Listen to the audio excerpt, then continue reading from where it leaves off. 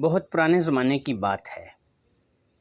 کسی ملک پر ایک بادشاہ حکومت کرتا تھا۔ اس بادشاہ کا ایک ہی بیٹا تھا جو کہ انتہائی ضدی اور خود سر تھا۔ بادشاہ اپنے بیٹے سے بہت تنگ تھا مگر اسے چھوڑ بھی نہیں سکتا تھا کیونکہ بہرحال وہ اکلوتا بیٹا تھا۔ بادشاہ کو اس مسئلے کا ایک ہی حل نظر آیا۔ اس نے سوچا اگر میں اپنے بیٹے کی شادی کروا دوں تو ہو سکتا ہے کہ شادی کے بعد میرا بیٹا ٹھیک ہو جائے اور یہ ضد کرنی چھوڑ دے۔ اس بات کو سامنے رکھ کر بادشاہ نے اپنے بیٹے کی شادی اپنے دوست بادشاہ کی بیٹی سے کرنے کا فیصلہ کیا۔ کیونکہ دوسرا بادشاہ اس بادشاہ کا گہرا دوست تھا تو اس نے شہزادے کی عادت جانتے ہوئے بھی اس رشتے سے انکار نہ کیا اور اپنی بیٹی کا رشتہ دے دیا۔ ادھر جب شہزادے کو اس بات کا پتہ چلا کہ اس کی شادی ہو رہی ہے تو یہاں بھی وہ ضد پکڑ کر بیٹھ گیا کہ وہ اپنی مرضی کی لڑکی سے شادی کرے گا۔ جو لڑکی اسے پسند آئے گی وہ صرف اور صرف اسی سے شادی کرے گا۔ شہزادے کی ضد کی وجہ سے بادشاہ کے صبر کا پیمانہ لبریز ہو گیا۔ اب بادشاہ نے صاف صاف کہہ دیا کہ اگر تم نے میرے دوست کی بیٹی سے شادی نہ کی تو میں تم کو اپنی سلطنت سے آگ کر دوں گا اور میرے مرنے کے بعد میرا کوئی دشمن میری سلطنت پر قبضہ کر لے گا مگر تمہیں یہاں سے کچھ بھی نہیں ملے گا۔ شہزادے کا خیال تھا کہ بادشاہ کس بات سے ایسا کچھ بھی نہیں ہوگا مگر بادشاہ بھی اپنی دھن کا پکا تھا۔ اس نے شہزادے کا خرچہ پانی بند کر دیا۔ اب کچھ ہی دن میں شہزادے کی عقل ٹھکانے آ گئی۔ اس نے دل ہی دل میں سوچا شادی کر لیتا ہوں، اگر لڑکی پسند نہ آئی تو پھر تو میرا بادشاہ باپ کچھ بھی نہیں کر سکے گا کیونکہ اس وقت میں گھر والا ہو چکا ہوں گا تو یہ میرا خرچہ پانی بھی نہیں بند کر سکے گا۔ اس لیے بہتر یہی ہے کہ میں شادی کر لوں۔ لہٰذا بادشاہ کے آگے شہزادے نے شادی کے لیے ہاں کر دی۔ شہزادے کی ہاں سے بادشاہ بھی بہت خوش ہو گیا اور بڑی ہی دھوم دھام سے اپنے بیٹے کی شادی کر دی۔ مگر شادی کی پہلی رات ہی شہزادے کو پسند نہیں آئی اور شہزادے نے اسے صاف صاف کہہ دیا کہ میں نے تو اپنے باپ کی مجبور کرنے پر تم سے شادی کر لی ہے، مجھے تم ذرا بھی پسند نہیں ہو۔ وہ شہزادی بھی کچھ اتنی ہی سیانی نہیں تھی۔ اس نے بھی کہا ٹھیک ہے، اگر تم مجھے پسند نہیں کرتے تو نہ کرو، میں کون سا تمہارے پیچھے مری جا رہی ہوں۔ وقت اسی طرح گزرنے لگا اور اب بادشاہ کو اس بات کا احساس ہوا کہ اس سے بہت بڑی غلطی ہو گئی ہے۔ اسے اپنے دوست کی بیٹی کی زندگی کو یوں برباد نہیں کرنا چاہیے تھا، مگر اب کیا ہو سکتا تھا۔ اسی طرح چند سال بیت گئے۔ شہزادہ اور شہزادی کی دوری کبھی کم نہیں ہوئی۔ نہ ہی شہزادہ پسند کرتا تھا شہزادی کو اور نہ ہی شہزادی پسند کرتی تھی۔ دونوں کا یہی حال تھا۔ ان دونوں کو لے کر بادشاہ بے حد پریشان تھا مگر اس بات کا حل بادشاہ کو سمجھ میں نہیں آ رہا تھا۔ شہزادہ تھا کہ اس کی ضد بڑھتی ہی چلی جا رہی تھی۔ ایک دن شہزادہ بادشاہ سے کہنے لگا، میں شکار کھیلنے جاتا ہوں۔ بادشاہ نے اس سے کہا، آج سے پہلے تم نے کبھی شکار نہیں کھیلا، تم ناتجربہ کار ہو، اس لیے کوشش کرو کہ تم شکار پر مت جاؤ۔ اب اپنی عادت سے مجبور شہزادہ کہنے لگا، اس نے کہا یہ ہو ہی نہیں سکتا، میں تو شکار پہ جاؤں گا۔ اب کیونکہ بادشاہ کو شہزادے کی ضد کا پتہ تھا، وہ اچھی طرح اس کی ضد سے واقف تھا، تو اس نے کہا ٹھیک ہے مگر اکیلے مت جانا، شاہی دستہ بھی تمہارے ساتھ جائے گا۔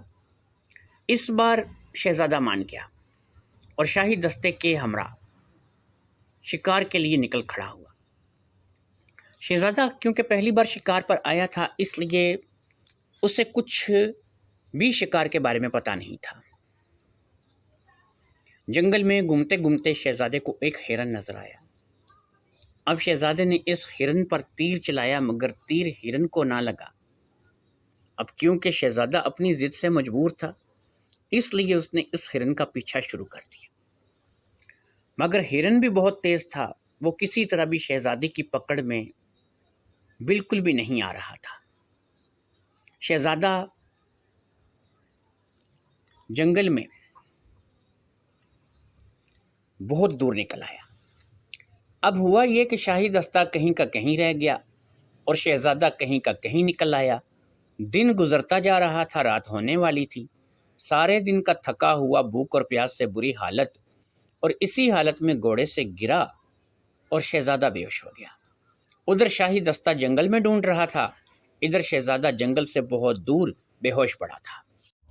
शहजादे को होश आया तो वो एक मकान में था। ये एक आम सा कच्चा सा मकान था। शहजादा इस मकान के एक कमरे में चारपाई पर लेटा हुआ था। शहजादे की चारपाई के पास एक बूढ़ा सा आदमी खड़ा था। शहजादे ने कहा, मैं कहाँ हूँ? उस बूढ़े ने कहा, शहजादे, तुम जंगल में बेहोश पड़े हुए थे, तब मेरी बेटी तुमको बेहोशी की हालत में उठाकर यहाँ ले आई और फिर तुमको बेहोशी की हालत में शहद का शरबत दिया गया, जिससे तुम होश में आ गए। अब तुम जहाँ जाना चाहो सुबह होते ही चले जाना। मेरी बेटी खाना तैयार कर रही है, तुम खाने के लिए तैयार हो जाओ। और फिर थोड़ी ही देर में खाना लग गया। बूढ़ा आदमी कमरे से बाहर जाता था और खाने के बर्तन लेकर आता था। शहजादे को भूख ज़ोर की लगी थी। शहजादे ने खाना खाया। खाना बेहद लजीज था। शहजादे ने खूब सैर होकर खाना खाया और फिर वो बूढ़े आदमी से बातें करने लगा। इतने में एक मज़ेदार सा गर्म मशरूब एक लड़की लेकर आई, जिसने अपना चेहरा छुपा रखा था। उसने वो मशरूब बूढ़े आदमी को दिया और उसने वो मशरूब शहजादे के सामने पेश कर दिया। शहजादे ने लड़की की सूरत तो नहीं देखी, मगर ये अंदाज़ा हो गया कि लड़की बेहद खूबसूरत है और साथ ही वो काफ़ी सख्त जान भी लगती थी। इसी तरह बातों बातों में रात बीत गई और दिन निकल आया।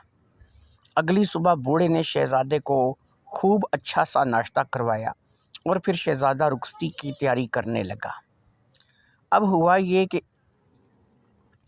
एक लड़की का घूंघट हवा की वजह से थोड़ी देर के लिए उठ गया और शहजादे की नज़र बूढ़े की बेटी पर पड़ गई।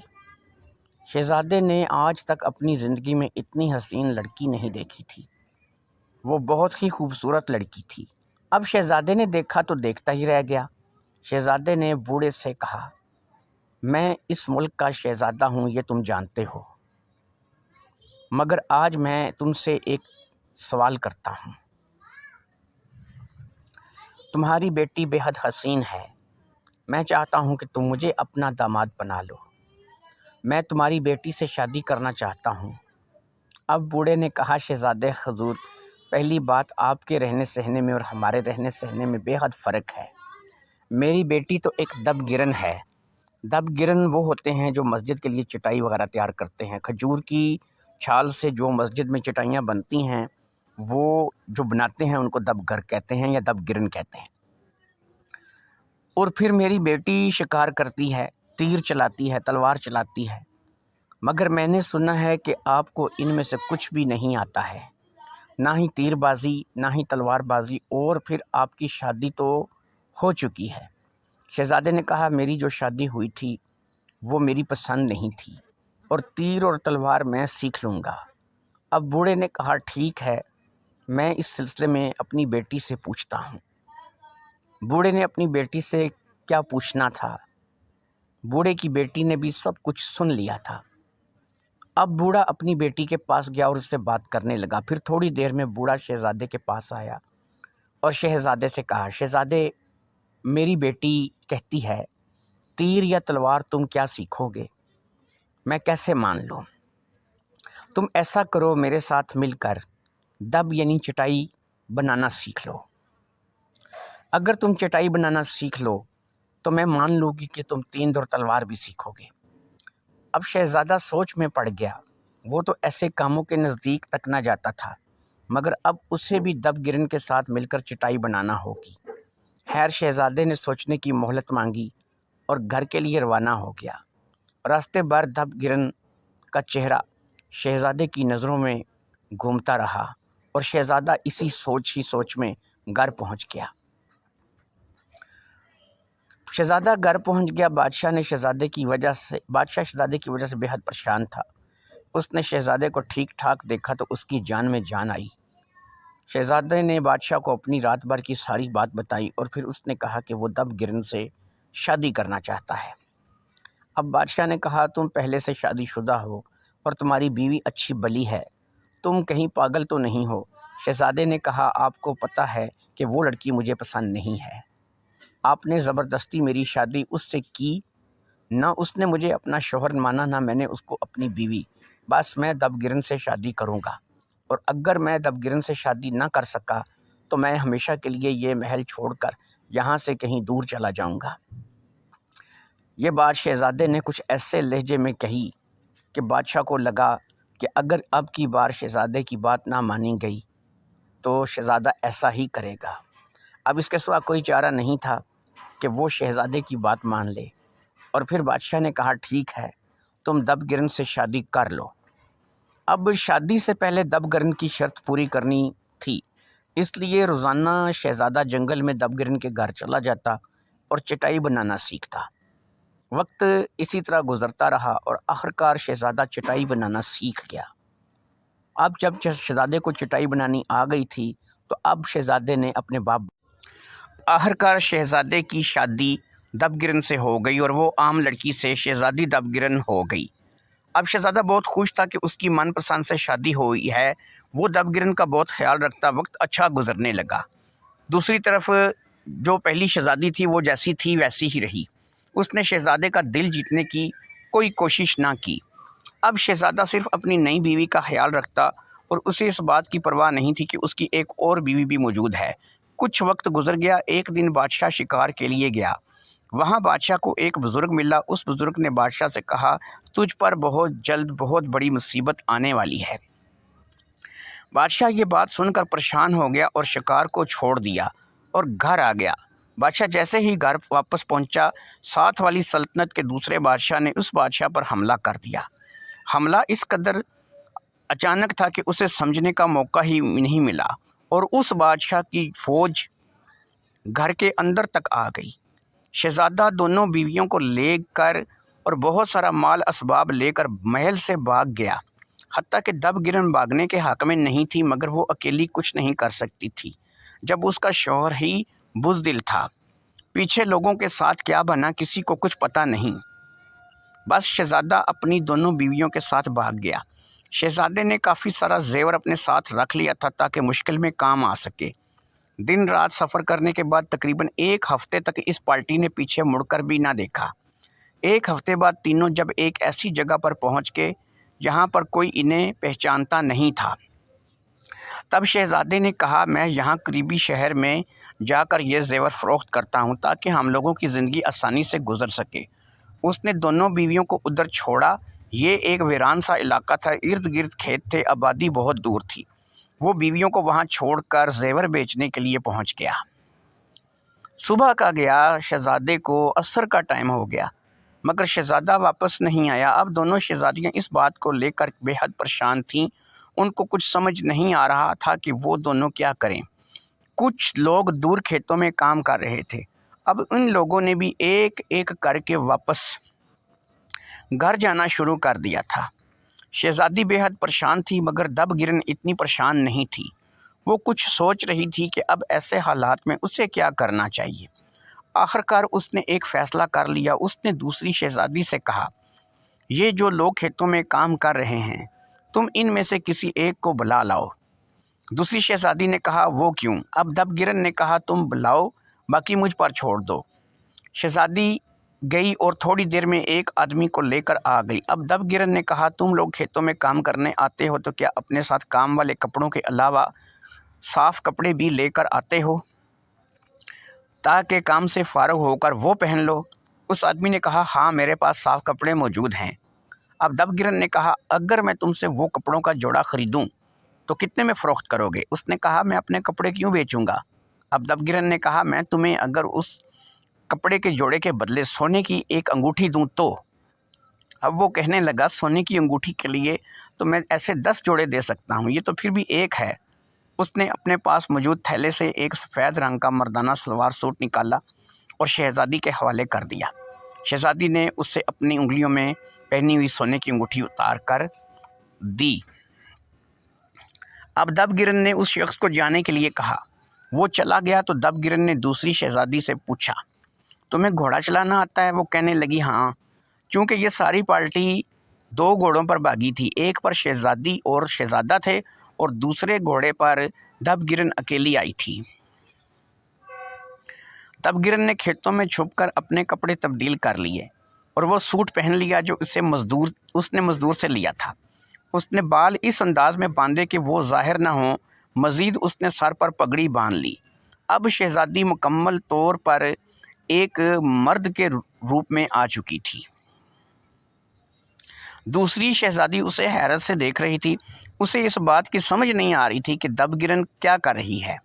اب مرد بننے کے بعد شہزادی دبگرن نے دوسری شہزادی سے کہا آج سے تم میری بیوی ہو اور میں تمہارا شوہر ہوں۔ اب ہم یہاں سے قریب ہی کسی بادشاہ کی ریاست میں جائیں گی اور بادشاہ کے ہاں نوکری کی کوشش کریں گے۔ ہم دونوں نے اپنے آپ کو میاں بیوی ظاہر کرنا ہے اور آج سے تم مجھے اپنا شوہر سمجھو گی اور میں تمہیں اپنی بیوی سمجھوں گی۔ وہ اس لیے کہ آج کے دور میں کسی عورت کے ساتھ کسی مرد کا ہونا بہت ضروری ہے۔ اب دونوں شہزادیاں گھوڑا دوڑاتے ہوئے آگے کی طرف بڑھنے لگیں۔ ان کی منزل کوئی قریبی ریاست تھی، وہ کسی جگہ نوکری کر لیں اور پھر شام ڈلے وہ ایک ریاست میں داخل ہو گئیں۔ انہوں نے وہاں پر پہنچ کر وہاں کے محل کا رخ کیا اور پھر وہ تھوڑی ہی دیر میں محل پہنچ گئیں۔ وہاں پہنچ کر نوکری کے لیے کہا۔ وہاں کے بادشاہ نے شہزادی دبگرن کا امتحان لینا چاہا اور اپنے 2 تگڑے سپاہیوں سے شہزادی کا مقابلہ کروا دیا۔ شہزادی نے چند لمحوں میں ان کو دھول چٹا دی۔ بادشاہ بہت خوش ہوا، اس نے شہزادی دبگرن کو محل کی چوکی داری کے لیے نوکری دے دی۔ دونوں کو میاں بیوی سمجھتے ہوئے رہنے کے لیے ایک کمرہ دے دیا گیا۔ اب دبگرن محل کے دوسرے پہرے داروں کے ساتھ محل کا پہرا دیتی اور اپنی زندگی گزارنے لگی۔ دوسری شہزادی بھی خوش تھی کہ کم از کم یہاں کھانا تو ملتا ہے۔ وقت اسی طرح گزرنے لگا، مگر ایک دن بہت تیز آندھی چلنے لگی۔ آندھی اس قدر شدید تھی کہ ہر کوئی شخص اپنے لیے پناہ ڈھونڈنے لگا۔ اتنے میں دبگرن نے دیکھا آسمان کی طرف سے ایک بہت بڑی عفریت، ایک بلا زمین کی طرف آ رہی ہے۔ دبگرن کو محسوس ہوا کہ وہ شہزادی کے کمرے کی طرف جا رہی ہے۔ شہزادی یعنی جو وہاں کا بادشاہ تھا، اس کی بیٹی۔ اب دبگرن سے اس بات کو دیکھ کر رہا نہیں گیا۔ دبگرن شہزادی کے کمرے کی کھڑکی کے پاس پہنچ گئی، کیونکہ ایک وہی راستہ تھا جہاں سے وہ بلا کمرے میں داخل ہو سکتی تھی۔ دبگرن نے تلوار نکال کر اپنے ہاتھ میں پکڑ لی اور بلا کے قریب آنے کا انتظار کرنے لگی۔ جیسے ہی بلا نے حملہ کیا، دبگرن نے اپنے ہاتھ میں پکڑی ہوئی تلوار سے ایک ایسا زوردار وار کیا کہ جس سے بلا زخمی ہو گئی اور اس کا بہت سارا کپڑا جو بلا نے پہن رکھا تھا کافی حد تک کٹ گیا۔ وہ بلا زخمی ہو کر بھاگ گئی۔ اب دبگرن نے کٹے ہوئے کپڑے کا پیس اٹھایا اور اپنے گھر آ گئی۔ یہاں پر اس نے وہ پیس اپنی نام نہاد بیوی کے حوالے کیا اور اس سے کہا کہ کوئی اچھا سا سوٹ اس کپڑے کا تم سلوا لو۔ اگلے ہی دن وہ شہزادی جو دبگرن کی بیوی بن کر اب اس کے ساتھ رہ رہی تھی، اس نے شاہی درزی کو وہ کپڑا دے کر اپنا سوٹ سینے کے لیے بول دیا۔ شاہی درزی نے وہ کپڑا دیکھا تو حیرت میں ڈوب گیا۔ اس کی زندگی گزر گئی تھی کپڑا سیتے، مگر اس نے آج تک ایسا کپڑا نہیں دیکھا تھا۔ سوٹ تو سل گیا اور وہ سوٹ دبگرن کی بیوی نے پہن بھی لیا، مگر اب شہزادی وہ سوٹ پہن کر محل میں جہاں کہیں بھی جانے لگی یا جہاں کہیں بھی جاتی، ہر طرف اس کے سوٹ کی چرچا ہونے لگی۔ یہ بات وہاں کی ملکہ اور شہزادی کو بھی پتہ چل گئی کہ لوگ کہہ رہے تھے کہ ایسے کپڑے تو کبھی ملکہ اور شہزادی نے بھی نہیں پہنے جیسے ایک معمولی نوکرانی کے پاس ہیں۔ اس بات نے ملکہ اور شہزادی کے دل میں حسد کی آگ پیدا کر دی، اور ملکہ اور شہزادی نے اس چیز کا فیصلہ کیا کہ وہ بھی ایسا کپڑا پہنیں گی۔ انہوں نے دب گرن کی بیوی کو اپنے پاس طلب کر لیا۔ شہزادی اسی لباس میں ملکہ اور شہزادی کے سامنے پیش ہو گئی۔ جب ملکہ نے شہزادی کو اس قدر شاندار لباس میں دیکھا تو اس نے پوچھا، تم نے یہ لباس کہاں سے لیا؟ تو اس نے دب گرن کا پتہ بتا دیا۔ ملکہ اور شہزادی نے اب دب گرن کو اپنے پاس طلب کر لیا اور اس سے لباس کے بارے میں پوچھا، تو دب گرن نے بلا کی آمد اور لباس حاصل کرنے کے بارے میں سب کچھ بتا دیا۔ یہ سب بتا کر دب گرن تو واپس گھر آ گئی، مگر جب شام کو بادشاہ آیا تو اس نے دیکھا کہ ملکہ اور شہزادی کا موڈ آف ہے۔ اس نے وجہ پوچھی تو ملکہ اور شہزادی نے کہا کہ ہمارے محل کی ایک معمولی نوکرانی، ایک کنیز، تو اس قدر شاندار لباس پہنے جبکہ ہم یہ معمولی لباس پہن کر رہیں، ہمیں بھی ویسا ہی لباس چاہیے۔ اب بادشاہ نے کہا، یہ کون سی بڑی بات ہے، میں دب گرن سے بات کرتا ہوں اس سلسلے میں۔ اگلے ہی دن بادشاہ نے دب گرن کو محل میں اپنے سامنے طلب کر لیا اور دب گرن سے کہا، میری بیوی اور بیٹی چاہتی ہے کہ جیسا لباس تمہاری بیوی نے پہن رکھا ہے بالکل ویسا ہی کپڑا تم ہم کو لا کر دو، چاہے کتنا ہی وقت لگ جائے مگر تم وہ کپڑا لے کر آؤ۔ جب تک تم وہ کپڑا لینے جاؤ گی اس وقت تک تمہاری بیوی امانت کے طور پر یہاں ہمارے پاس رہے گی۔ ہم زیادہ سے زیادہ 1 سال اس چیز کا انتظار کریں گے، پھر اس کے بعد ہم تمہاری بیوی کو اپنے پاس نہیں رکھیں گے بلکہ اسے ہلاک کر دیں گے اور اسے اللہ کے پاس بھیج دیں گے، کیونکہ پھر یہ سمجھ لیا جائے گا کہ تم ناکامی کے ڈر سے بھاگ گئے ہو، اس لیے تمہارے پاس 1 سال تک کا وقت ہے۔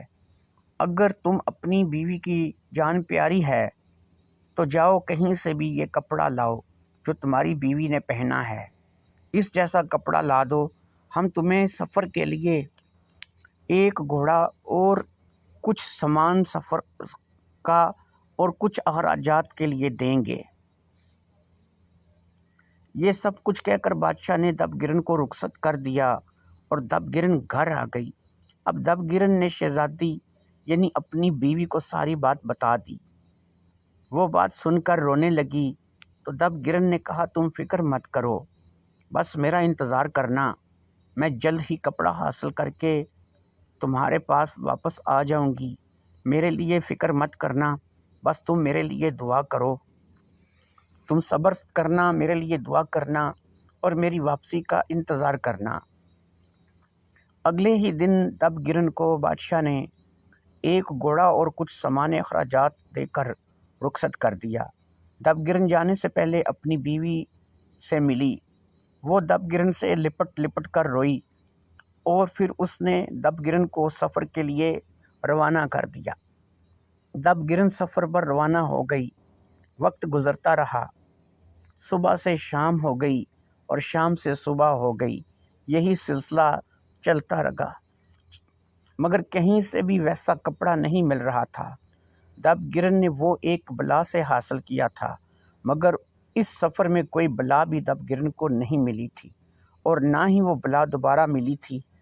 اسی طرح کرتے کرتے 3 ماہ کا وقت گزر گیا۔ 3 ماہ کے بعد شہزادی دب گرن ایک ایسی جگہ پر پہنچ گئی جہاں پر ایک ریاست تھی، ایک ملک تھا، مگر اس ریاست کی عوام بالکل خاموش خاموش اور ڈری ڈری سی تھی۔ شہزادی دب گرن کو بے حد بھوک ستا رہی تھی، اس لیے اس نے کسی ایسی جگہ کی تلاش شروع کر دی جہاں سے وہ کھانا کھا سکے۔ شہزادی نے ایک جگہ ایسی دیکھی جہاں پر ایک बूढ़ी औरत तंदूर पर रोटियां लगा रही थी। उसकी बड़ी ही अजीब कैफियत थी। वो कभी गाने गाती, कभी रोती और फिर रोटियां लगाती। इस बात को दबगिरन ने नोट किया तो वो बेहद परेशान हुई कि ये क्या चक्कर है। ये बूढ़ी औरत कभी गाती है, कभी रोती है और फिर अपना काम भी साथ साथ कर रही है। चनाचे दबगिरन इस बूढ़ी औरत के पास चली गई और उससे पूछा, अम्मा जी क्या बात है, आप कभी रोती हो, कभी गाती हो और फिर साथ साथ अपना काम भी करती चली जा रही हो, ऐसा क्या हुआ है आपको? उस बूढ़ी औरत ने दबगिरन को गौर से देखा और फिर दबगिरन से कहने लगी, मेरा भी एक जवान बेटा है, बिल्कुल तुम्हारे जैसा।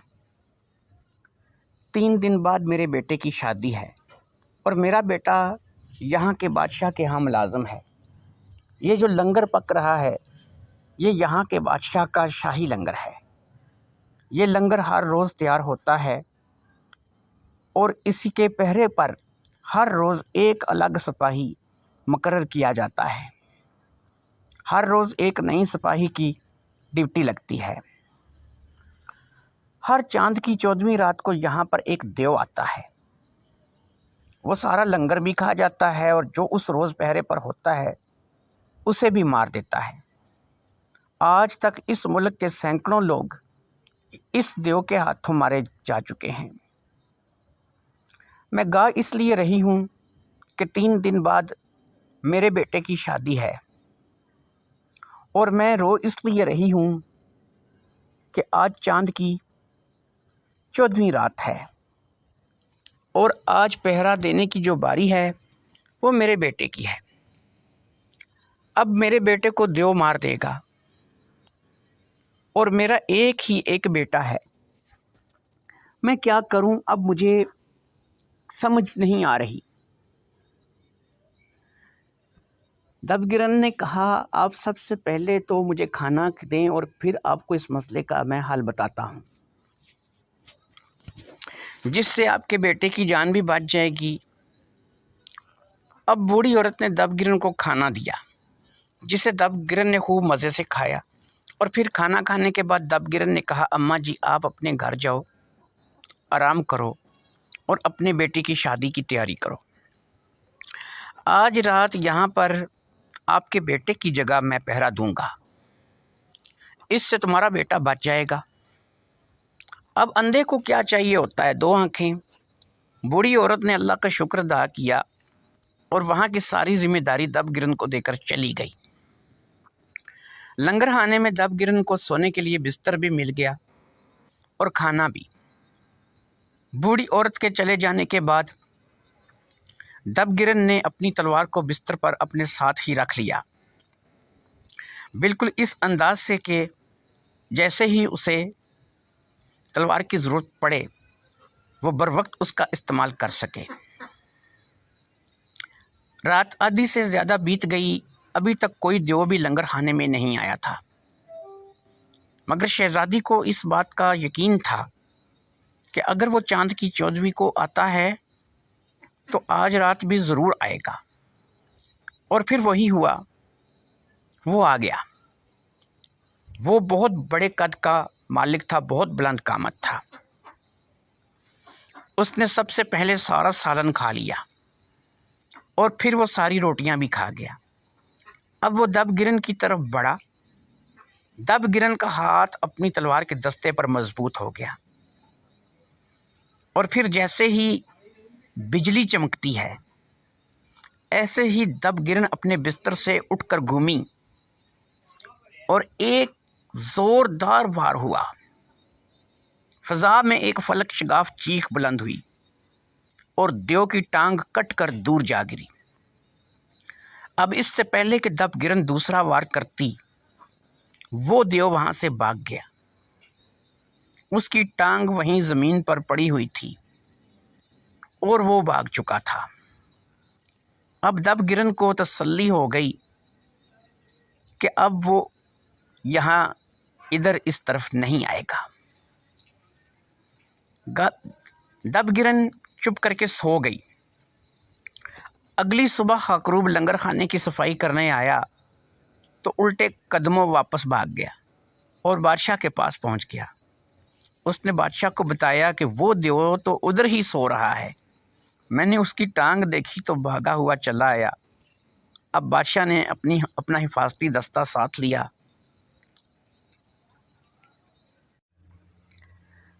बादशाह जब अपने सिपाहियों के साथ लंगर खाने पहुंचा तो उसने देखा कि लंगर खाने में एक नौजवान चारपाई पर सो रहा है और साथ ही कुछ फासले पर एक बहुत बड़ी टांग कटी हुई पड़ी है। ये देव की कटी हुई टांग थी। इतने में एक तरफ से वही बूढ़ी औरत आई जिसके बेटे के यहाँ पर सोने की बारी थी, जिसने अपने बेटे की जगह पर दबगिरन को लंगर खाने में सुला दिया था। बादशाह बहुत खुश था। उसने बूढ़ी औरत से कहा, वाह, तुम्हारे बेटे ने तो कमाल ही कर दिया है। इसने देव की टांग काट दी है। अब वो यहाँ का रुख नहीं करेगा और मेरी रियासत उसके शर से महफूज रहेगी। अब बूढ़ी औरत ने बादशाह से कहा, बादशाह सलामत, ये टांग मेरे बेटे ने नहीं काटी। ये मेरा बेटा नहीं है, बल्कि ये तो एक अजनबी मुसाफिर है। और बादशाह को सारी बात बता दी। बादशाह ने बूढ़ी औरत की बात सुनकर अपने सिपाहियों को हुक्म दिया कि ऐसा करो कि इस नौजवान को इज़्ज़त और एहतराम से उठाया जाए। और फिर सिपाही आगे बढ़े और दबगिरन को आवाज़ दी, ए बहादुर नौजवान, उठकर बादशाह से मुलाकात करो। बादशाह सलामत तुमसे मिलने के लिए आए हैं। अब दबगिरन उठकर बैठ गई और फिर बादशाह के पास आ गई। बादशाह ने कहा, ए नौजवान, तुमने वो काम किया है जो आज तक कोई भी नहीं कर सका, इसलिए आज से तुम मेरे ख़ास मेहमान हो। अब शहज़ादी दबगिरन को इज़्ज़त व एहतराम के साथ महल ले जाया गया और फिर उसे बादशाह के साथ ही तख्त पर बिठा दिया गया। अब बादशाह ने अपनी रियाया को मुखातब करते हुए कहा, जैसा कि आप सब लोग जानते हैं कि मैंने ये ऐलान कर रखा था कि जो भी इंसान इस खौफनाक अफरीत नमा देव का ख़त्मा करके इसको यहाँ या करेगा या फिर इसको यहाँ से भगाएगा, मैं उस इंसान के साथ अपनी अकलौती बेटी की शादी कर दूंगा।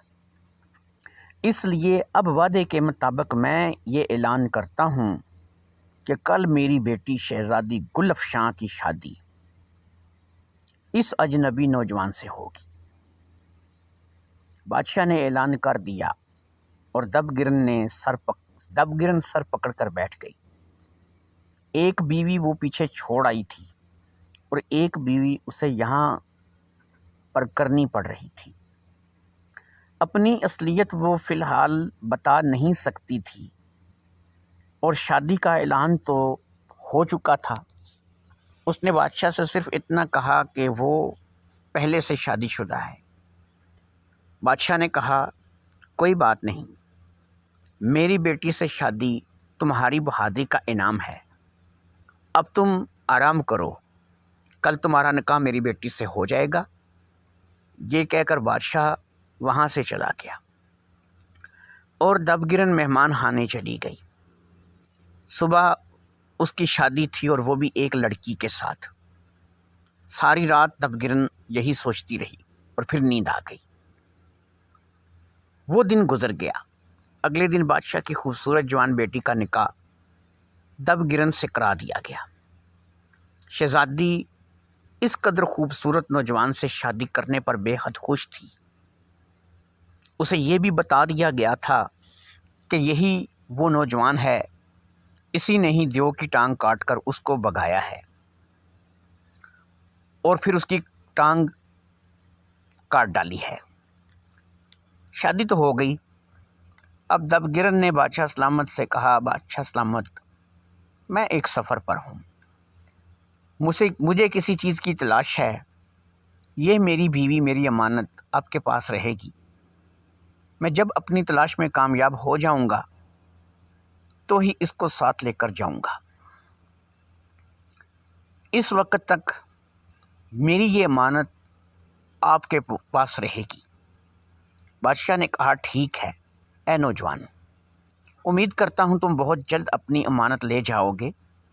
اب یہاں پر بھی دب گرن اپنی بیوی سے ملی اور اسے تسلی دے کر کہ میں بہت جلد واپس لوٹ کر آؤں گا اور تم کو یہاں سے ہمیشہ ہمیشہ کے لیے لے جاؤں گا۔ روتی آنکھوں کے ساتھ شہزادی گل افشاں کو چھوڑ کر دب گرن رخصت ہو گئی اور دب گرن سفر پر روانہ ہو گئی۔ اسی طرح دن گزرتا گیا، رات گزرتی گئی۔ سفر کرتے دب گرن ایک ایسے جنگل میں داخل ہو گئی جو کہ بے حد گھنا جنگل تھا۔ کافی دن گزر گئے مگر جنگل ختم ہونے کا نام ہی نہیں لے رہا تھا۔ شہزادی دب گرن کیونکہ جنگل کے رہنے والی تھی، اس لیے اسے اس جنگل میں کسی بات کی بھی فکر نہیں تھی۔ وہ پتے کھا کر بھی گزارا کر رہی تھی کیونکہ وہ اس ماحول کی عادی تھی، تو اسے پتہ تھا کہ جنگل میں کیسے رہا جاتا ہے۔ پھل اور پتے کھا کر گزارا کرنا پڑتا ہے۔ اسی طرح بہت دن گزر گئے، جنگل ختم ہونے کا نام نہیں لے رہا تھا، اور پھر دب گرن جنگل میں ایک جگہ محل نظر آیا۔ اس قدر ویران جنگل میں اتنا بڑا شاندار محل، اور وہ بھی اتنا خوبصورت محل کو دیکھ کر ہی حیرت ہوتی تھی کہ اس قدر ویران جنگل میں یہ اتنا شاندار محل کس نے بنایا ہوگا، کیسے بنا ہوگا۔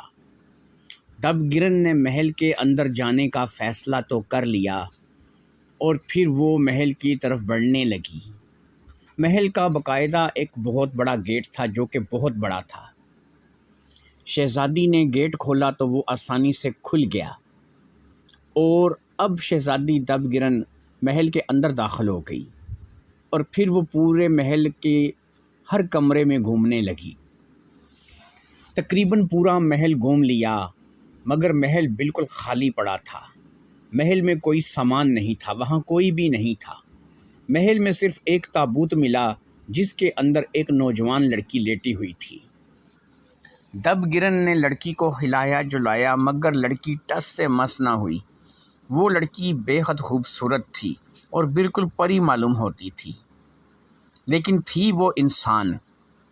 مگر دب گرن کی لاکھ کوشش پر بھی وہ ہوش میں نہیں آ رہی تھی۔ دب گرن نے آخر کار ایک ترکیب سوچی اور اس ترکیب پر عمل کرنے لگی۔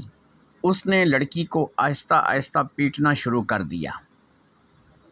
دب گرن نے دیکھا کہ لڑکی کو تھوڑا تھوڑا ہوش آنے لگا، وہ کسمسانے لگی اور پھر چند ہی لمحوں میں وہ لڑکی جاگ گئی۔ اب اس نے دب گرن کو دیکھا تو دیکھتی ہی رہ گئی۔ اس نے دب گرن سے کہا کیا تم کوئی انسان ہو؟ دب گرن نے کہا ہاں میں تو ایک انسان ہوں، مگر تم کون ہو؟ وہ کہنے لگی ہوں تو میں بھی انسان، مگر میں انسانوں کے ساتھ نہیں رہتی۔ میرے ماں باپ ایک دیو اور ایک دیونی ہیں۔ اب دب گرن نے کہا یہ کیسے ممکن ہو سکتا ہے؟ دیو اور دیونی کیسے تمہارے ماں باپ ہو سکتے ہیں؟ اب اس لڑکی نے کہا یہ ایک لمبی کہانی ہے، رات کو ہونے والی ہے، وہ دونوں آنے والے ہوں گے، اس لیے تم ایسا کرو کہ تم یہیں کہیں چھپ جاؤ۔ اگر تم ان کے سامنے رہے تو وہ تم کو مار دیں گے۔ میں ایسا کرتی ہوں کہ تم کو ایک مکھی بنا دیتی ہوں، کیونکہ مجھے ایک جادو آتا ہے، میں کسی کو بھی مکھی بنا سکتی ہوں، تو میں تم کو مکھی بنا دیتی ہوں اور پھر تم یہاں پر ہی اڑنا مگر میرے ماں باپ کی نظر میں نہیں آنا، اور وہ جب چلے جائیں گے تو تم پھر مکھی سے دوبارہ میں تمہیں ٹھیک کر دوں گی اور تم دوبارہ میرے پاس ٹھیک حالت میں ہوگی۔ میں تم کو ٹھیک کر دوں گی، مجھے چھوڑ کر مت جانا، میں تم کو اپنے ساتھ رکھوں گی، تم میرے پاس رہو گے۔ اب دب گرن نے کہا میں تو نہیں رہوں گا، میرا اپنا گھر ہے، میری اپنی الگ سی دنیا ہے، پھر میں یہاں تمہارے پاس رہ کر کیا کروں گا؟ تم ایسا کرو میرے ساتھ ہی چلو۔ اب لڑکی کہنے لگی کہ وہ اپنے ماں باپ کو چھوڑ کر کہیں نہیں جا سکتی، اتنے میں تیز آندھی چلنے لگی۔ اب لڑکی نے کہا جلدی سے مکھی بن جاؤ، وہ بس آنے ہی والے ہیں۔ اور پھر اس نے کچھ پڑھ کر دب گرن کو دم کیا تو دب گرن ایک مکھی بن گئی۔ وہ سن سکتی تھی، دیکھ سکتی تھی اور بول بھی سکتی تھی، مگر تھی وہ مکھی۔ آندھی چلتے چلتے اب طوفان کا رخ اختیار کر چکی تھی اور بہت تیز ہو گئی۔ وہ لڑکی دوبارہ تابوت میں لیٹ چکی تھی اور آنکھیں اس نے بند کر لی تھیں۔ اب طوفان ایک دم تھم سا گیا اور ایک دیو اور دیونی حاضر ہو گئے۔ اب دب گرن نے پہچان لیا یہ وہی دیونی تھی جس نے شہزادی کے محل پر حملہ کیا تھا اور جس کے کپڑے کا ٹکڑا دب گرن نے اتارا تھا، اور ساتھ میں وہ دیو تھا جس کی دب گرن نے ٹانگ کاٹی تھی۔ انہوں نے اب آہستہ آہستہ اس لڑکی کو پیٹنا شروع کر دیا اور پھر وہ لڑکی کسمسانے لگی، اور پھر تھوڑی ہی دیر میں وہ لڑکی ہوش میں آ گئی۔ جیسے ہی اس نے آنکھیں کھولیں تو اس کے سامنے دیو اور دیونی دونوں کھڑے تھے۔ اب اس کے ساتھ دیو اور دیونی اس کے سامنے کھڑے تھے۔ اب ان دونوں نے اپنی باہیں پھیلا دیں۔ وہ لڑکی ان دونوں سے لپٹ گئی۔ اب دیونی بولی تمہارے علاوہ اور یہاں کون ہے؟ لڑکی نے کہا آپ دونوں۔ اب پھر دیونی نے کہا تمہارے علاوہ یہاں اور کون ہے؟ اب کی بار لڑکی پھر بولی کہ آپ دونوں۔ اب دیونی نے کہا مجھے ایسا لگا کہ جیسے کوئی یہاں پر آیا، اگر تم ہو تو تم تو ہماری جان ہو۔ یہ کہہ کر اس دیونی نے بہت سا کھانے پینے کا سامان اپنی بیٹی کو دیا اور پھر دیو کی طرف متوجہ ہوئی اور اس سے کہا ہاں تو بات ہو رہی تھی کہ ہم اپنی بیٹی کی شادی کس سے کریں گے؟ میں تو اپنی بیٹی کی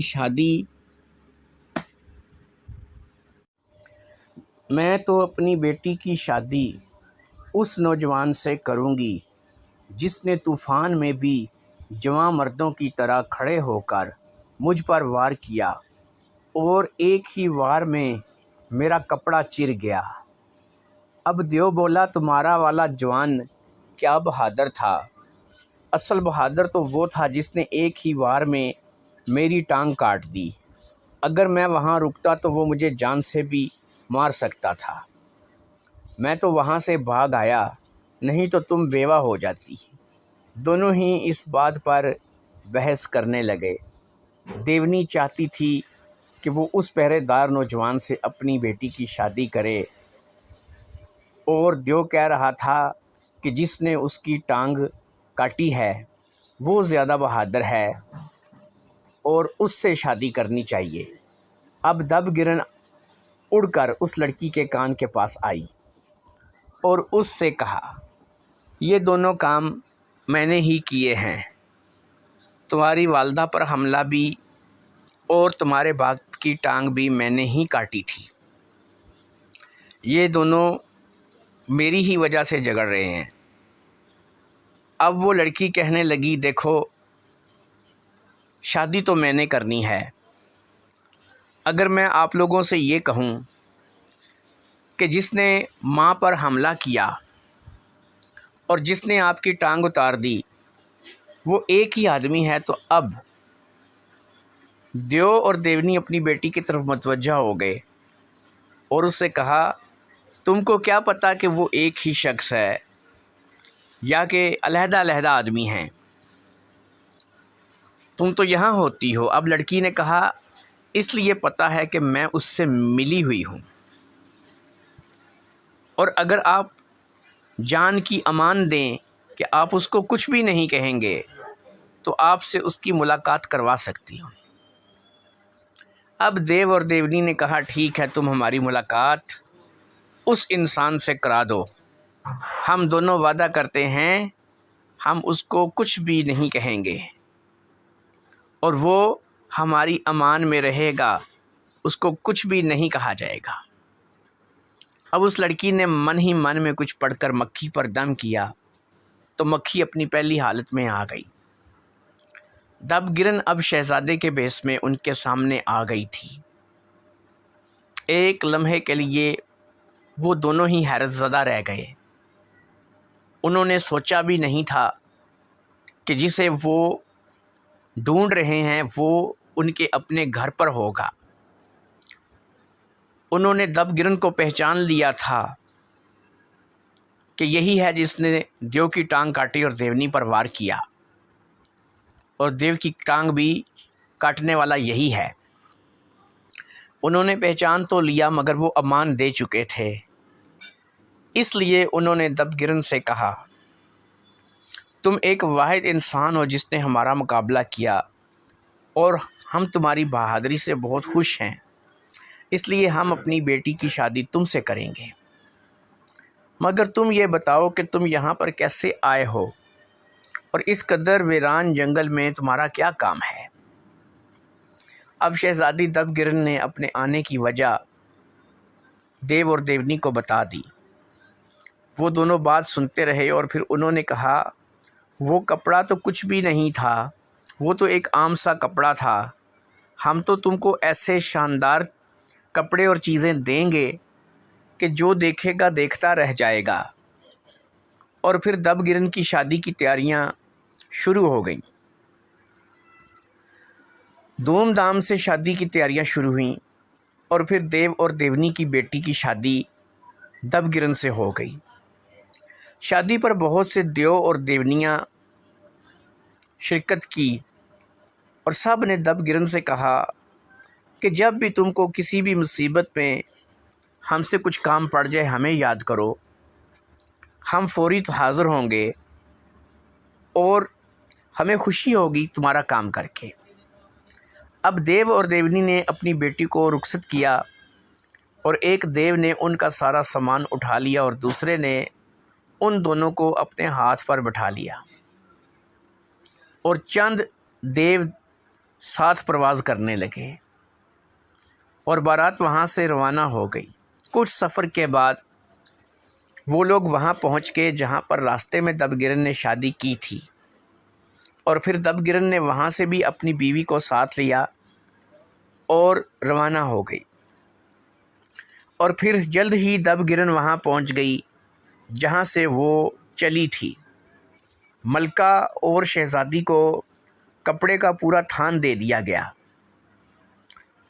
اب وہاں کے بادشاہ نے دب گرن سے کہا، اے شہزادے تم بہت بہادر ہو، جس طرح تم نے یہ سفر کیا اور کامیاب واپس آئے، میں چاہتا ہوں کہ میں اپنی بیٹی کی شادی تم سے کر دوں۔ دیکھو انکار مت کرنا، تم نے جہاں اتنی شادیاں کی ہیں تو ایک شادی اور سہی۔ دب گرن نے کہا، بادشاہ سلامت، جیسے آپ کی مرضی، میں تو آپ کی۔ شہزادی دب گرن کی شادی کی تیاریاں شروع ہو گئیں۔ اب دب گرن نے ان تمام دیووں کو طلب کیا جنہوں نے شہزادی سے کہا تھا کہ وہ شہزادی کے ہر کام آئیں گے۔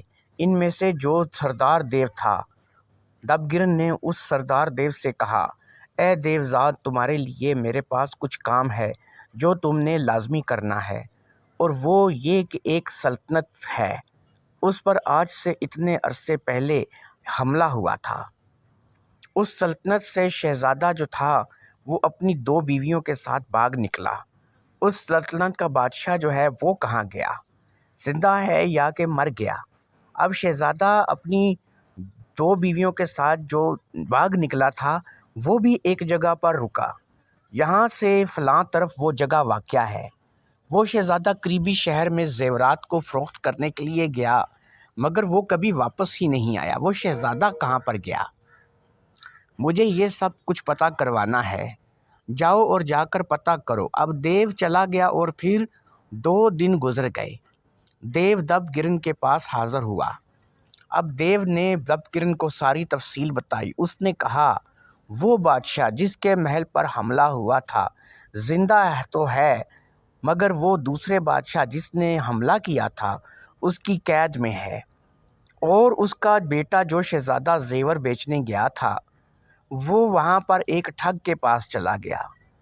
اس ٹھگ نے شہزادے سے کہا کہ اتنی زیادہ رقم اس کے پاس موجود نہیں ہے، وہ گھر سے پیسے لا کر دے سکتا ہے۔